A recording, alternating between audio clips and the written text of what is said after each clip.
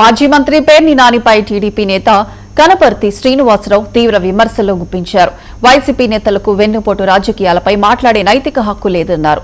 DSC నియామకాలపై చేసిన ఆరోపణలను నిరూపించాలని పేర్ని నానికి సవాల్ విసిరారు. సీఎం చంద్రబాబు నాయుడు పాలనలో భారీ స్థాయిలో ఉపాధ్యాయ నియామకాలు జరిగాయని పేర్కొన్నారు.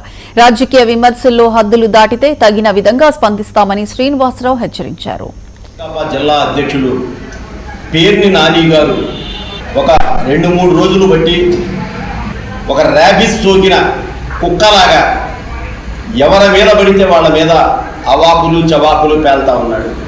మరి 6 నెలల క్రితం జరిగినటువంటి ఎంతో పారదర్శకంగా జరిగినటువంటి డిఎస్సి మీద 16,550 పోస్టులు ఫిల్ చేస్తే కేవలం 400-350 స్పోర్ట్స్ కోటాలో మాత్రం రూల్స్ని అతిక్రమించి చేశారు అని చెప్పేసి ఒక ఆరోపణ చేస్తా ఉన్నాడు.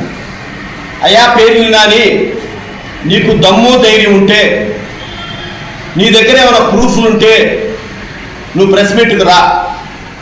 మా తెలుగుదేశం పార్టీ నాయకులు ఛాలెంజ్ చేశారు వైసీపీ వాళ్ళు, మీ దగ్గర ఏమేమి ఉన్నాయో వివరాలు తీసుకొని రండి అని చెప్పి మా అధికారులు సైతం ఛాలెంజ్ చేశారు.